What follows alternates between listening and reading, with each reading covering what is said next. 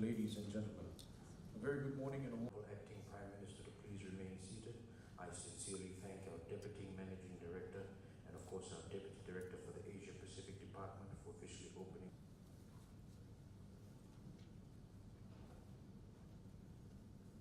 Honourable Minister of Finance, I should say, of Samoa, Honourable Trioti, the Honourable Deputy Prime Minister of Tuvalu, Tauafa, Helen Clark, the former Prime Minister of New Zealand, Ms. Carla Grasso, the Deputy Managing Director of IMF, the Central Bank Governors, senior government officials, ladies and gentlemen, beloved Naka, and of course I'm just seeing the New Zealand High Commissioner to Fiji.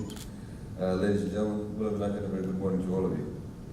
I'm delighted to join you here for PIFTEC's 25th anniversary celebrations and also to be part of this high-level dialogue on capacity development and growth, a theme that lies at the heart of the work undertaken by PIFTEC.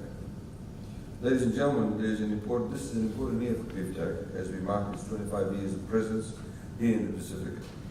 From its humble beginning in 1993, just a few advisors, PIFTEC today has grown into a dedicated team of experts and advisors that continue to support and enhance capacity development in the region in the areas of public financial management, revenue administration, macroeconomic policy, and statistics. A dedicated team that is willing to help, willing to share expertise, and willing to contribute to our growth and development. Ladies and gentlemen, it was the foresight of IMF 25 years ago to set up a technical assistance centre here in the Pacific, the first such regional technical assistance centres for the IMF, as has been highlighted earlier on.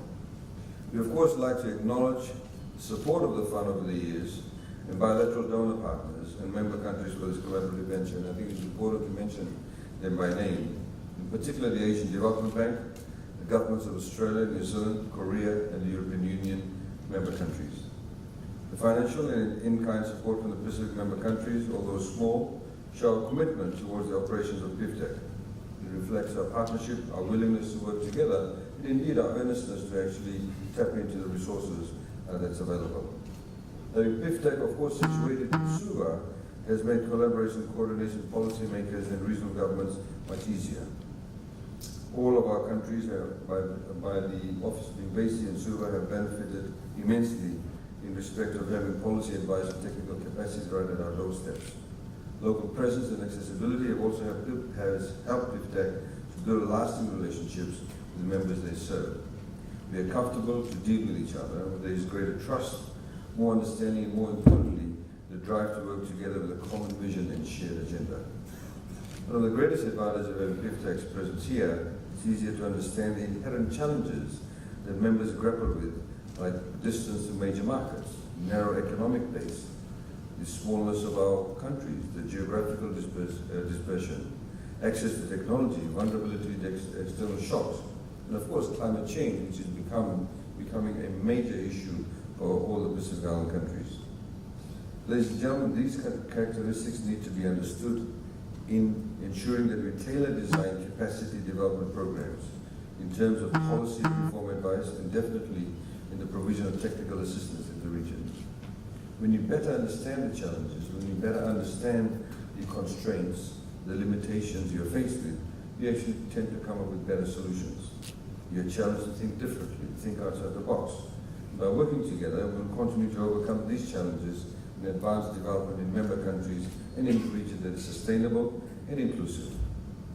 In this 25-year journey, ladies and gentlemen, we have learned many lessons. I'm sure the countries in the region have benefited, of course. I'm sure PIFTEC have also learned a lot in the process and been able to replicate some of these experiences and examples in other regions in other parts of the world. We, of course, can build and work together, strive to do better. There's much more to be done as our development challenges evolve, much more to learn and share amongst each other.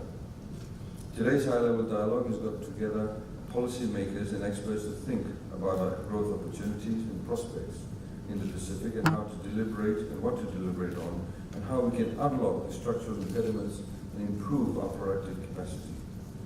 Growth in the Pacific has generally been characterized as low and volatile, with the exception, of course, of a few countries. We've had our own challenges, our susceptibility, our vulnerability to external economic and political developments, and our vulnerability to disasters and climate change. Similarly, lack of economies of scale, large infrastructure gap, and indeed human resources constraints, narrow economic base, limited fiscal space, have been some of the inherent challenges that we've had to continuously deal with. Of course, over time we have learned to deal with some of these issues. There's a lot more to learn and a lot more to do. We're here today to discuss the best possible solutions to look forward to the future, to be mindful of the risks and learn from the past experiences. Not just our own experiences, but learn from the experience of other countries. In some areas no need to reinvent the wheel, but in others there may be a need to completely design a tailored specific policy response that suits us best. That works well in our situation. So there are some of the issues that will be deliberated over the next few days, and we have the experts here, we have the policy makers, we have the ministers, we have the policy makers, not just at the governmental level, but also within the ministries themselves. We have our development partners, and I'm sure all of us have something to contribute. We hope that there will be genuine dialogue with open minds and sharing of ideas to come up with solutions. I hope we can generate new ideas to raise prosperity, which is shared and sustainable. We have many challenges. In Fiji, for example, 50% of the population is below the age of 27. 70% of the population is below the age of 40.